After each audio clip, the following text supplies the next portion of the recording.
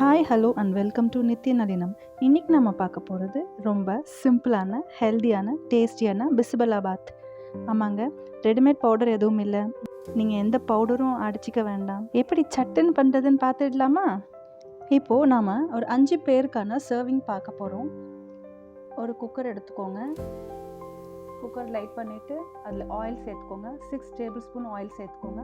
நான் already 2 tumbler khichdi சம்பா குருணை அரிசியை ஊற வச்சுருக்கேன்.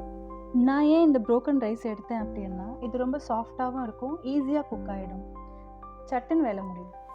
இந்த குக்கிங் ப்ராசஸ் ஸ்டார்ட் பண்ணுறதுக்கு முன்னாடியே தூரம் பருப்பை ஊற வச்சு குக் பண்ணி அதை மேஷ் பண்ணி எடுத்து வச்சுருக்கேன். ஆயில் சூடானதுக்கப்புறமா அதில் கடுகு, உளுத்தம்பருப்பு, கடலைப்பருப்பு, சீரகம் போட்டு நல்லா பொரிய விடுங்க. கொஞ்சம் கறி லீவ்ஸ் போட்டுக்கோங்க, கருவேப்பிலை, ஃப்ளேவர் நல்லாயிருக்கும்.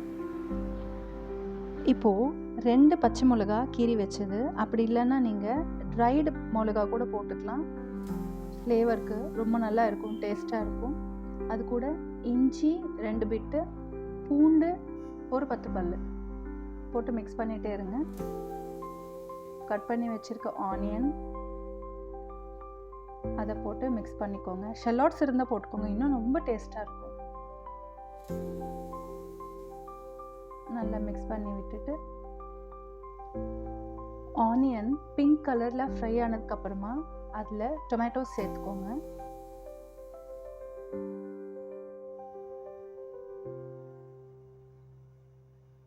டொமேட்டோ சாஃப்டாக குக் ஆனதுக்கப்புறமா இங்கே எடுத்து வச்சிருக்கிற எல்லா வெஜிடபிள்ஸையும் ஒன்று ஒன்றா சேர்த்து மிக்ஸ் பண்ணிகிட்டே வாங்க.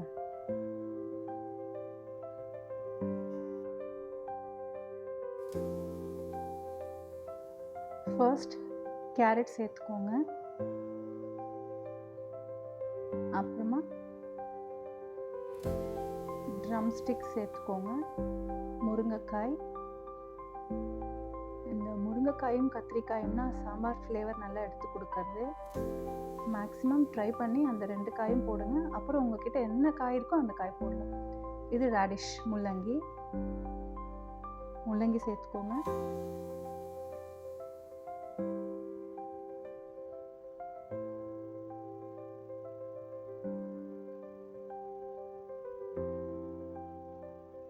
இப்போ பொட்டேட்டோ சேர்க்குறேன்.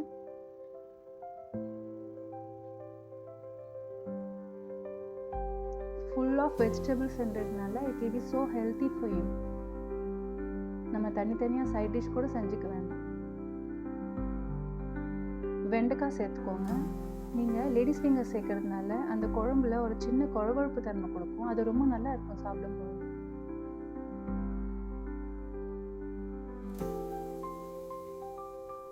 லாஸ்ட்டாக மேங்கோ பீசஸ் சேர்த்து மிக்ஸ் பண்ணிக்கோங்க. கட் பண்ணி வச்சிருக்கிற பிரிஞ்சால் கூட சேர்த்துக்கோங்க கூட. இதுக்குன்னு செப்பரேட்டாக நீங்கள் மசாலா எதுவும் அரைக்க வேண்டாம். வீட்டில் இருக்கிற உப்பு, மஞ்சள் தூள், மிளகாய்த்தூள், தனியாத்தூள் இதை போட்டாலே உங்களுக்கு அந்த ஃப்ளேவர் வந்துடும்.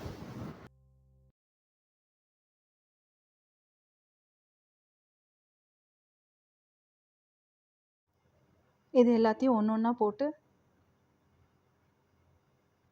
மிக்ஸ் பண்ணிக்கோங்க.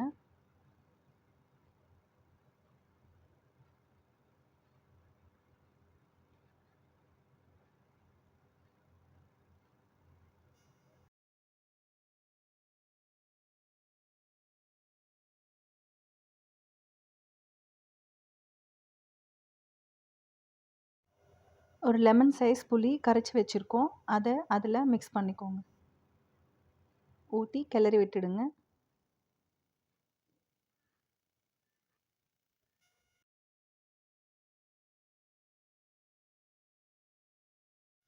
இப்போது இம்பார்ட்டண்ட் இன்க்ரீடியண்ட் பருப்பு ஆல்ரெடி கடைஞ்சி வச்சுருக்கோம், அதில் போட்டு கொஞ்சம் தண்ணி மிக்ஸ் பண்ணி ஊற்றிக்கோங்க.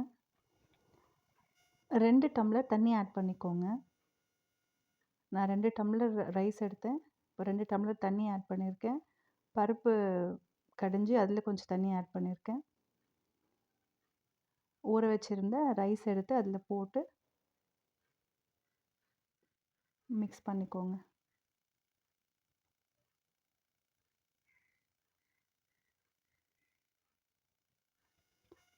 கலர் பார்க்கவே எவ்வளோ நல்லா இருக்குது பாருங்கள்.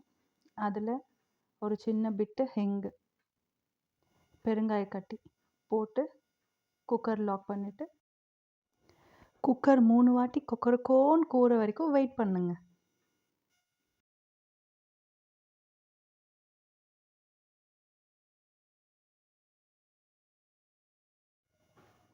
விசில் போனதுக்கப்புறமா ஓப்பன் பண்ணுங்கள்.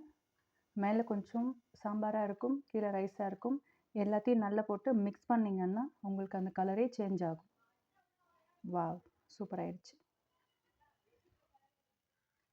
இப்போ இதில் ஒரு 4 ஸ்பூன் நெய் ஆட் பண்ணிக்கிட்டு மிக்ஸ் பண்ணி சர்வ் பண்ணிட்டீங்கன்னா சூப்பரான, ஹெல்தியான, டேஸ்டியான, சிம்பிளான பிஸ்மில்லாபாத் ரெடி. லைஃப்பில் இதை விட டேஸ்டான ஒரு பிஸ்மில்லாபாத்தை நீங்கள் சாப்பிட்டே இருக்க மாட்டீங்க.